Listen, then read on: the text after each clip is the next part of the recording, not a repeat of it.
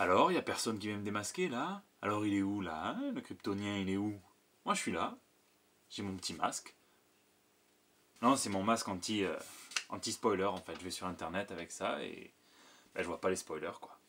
Enfin, je vois pas non plus, je vois rien en fait, hein, mais bon. Bonjour à tous et bienvenue donc dans ce JT Comics. Quelques excellentes nouvelles aujourd'hui. On commence immédiatement, c'est parti. Bliss Comics. Et oui, on vous l'annonçait dans le JT numéro 2, Panini Comics arrêtait de publier la licence Valiant, mais ça n'a pas découragé quelques passionnés français qui ont dit, puisqu'on ne peut plus compter sur Panini, on va compter que sur nous-mêmes, et ils ont monté simplement une boîte d'édition. Normal. Ça va s'appeler Bliss Comics, et en 2016, ils deviendront l'éditeur français de Valiant Comics. On pourra retrouver Bloodshot, X-O Manowar, Quantum and Woody et Divinity. Ils promettent aussi d'autres séries, mais on n'en sait pas plus pour l'instant. Tout ce qu'on sait, c'est qu'il y a un site internet qui nous conseille de nous inscrire à la newsletter. Je vous conseille d'ailleurs de le faire pour avoir des nouvelles en avant-première. Ça sortira évidemment pas en kiosque, mais en tout cas en format digital et en format librairie, donc probablement du hardcover, du relié. Alors j'ai essayé de contacter les principaux intéressés pour qu'ils me répondent à deux, trois petites questions. Je voulais vous donner du croustillant.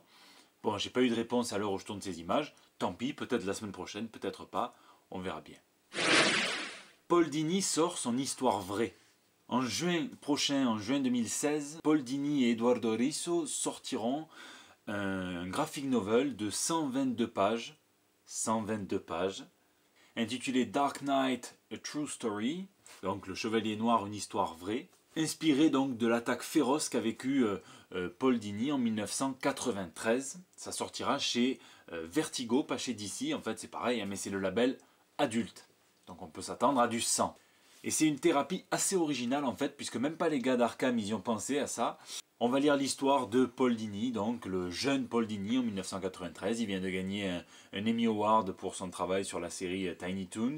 Il aime bien boire, il fréquente les mauvaises filles.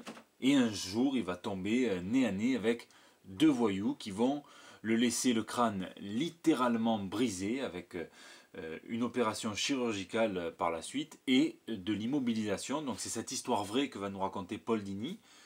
Sauf que, à la manière des chœurs grecs, dans les tragédies de l'époque, il va ajouter Batman et sa cohorte d'ennemis qui viendront agir un petit peu comme le diable et l'ange donc sur les épaules du narrateur. On sait que Batman servira de figure paternelle assez directe, assez brute de décoffrage, qui lui dira qu'il aurait pu échapper à ses ennemis. Tu aurais pu échapper à tes ennemis, bitch. Tandis que le Joker, en fait, lui, c'est un petit peu plus étonnant, serait plutôt cool et lui dirait bon repose-toi. Enfin, ça me tarde de voir ça parce que ça m'a l'air un peu foireuse. Paul Dini a déclaré « Je ne suis pas en train de dire que je parle à mes personnages, mais pour moi, ils sont vrais, dans le sens non fou du terme. Démerdez-vous avec ça. » La polémique des variantes hip-hop de chez Marvel Comics. En janvier 2016, dans janvier prochain, Marvel a décidé de reprendre 14 de ces variantes hip-hop les plus difficiles à trouver actuellement, de les réunir en une seule issue et de les distribuer gratuitement, gratos, 0€, 0$, génial, sauf que c'est aux États-Unis. Donc si vous écoutez Marvel, ils diront que c'est parce que ces covers leur tiennent à cœur, que c'est une initiative spéciale et qu'ils veulent les rendre disponibles au plus grand nombre de personnes possible.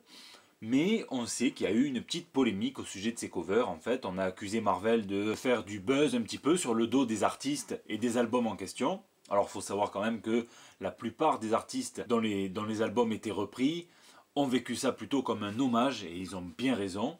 En tout cas, si Marvel m'écoute, et je pense que comme ils savent quand même reconnaître les talents, je pense quand même que je dois être dans un petit coin de leur radar.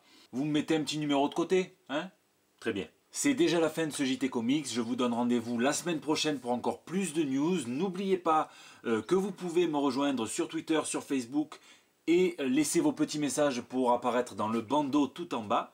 Je dis d'ailleurs un grand merci à tous ceux qui me laissent leurs messages. On va bientôt passer les 10 000 vues sur YouTube, donc ça aussi je vous dis un grand merci, vous êtes des malades, mais j'adore ça. Bref, je vous kiffe, lisez, lisez, lisez, et regardez mes vidéos, après ou avant. À très bientôt.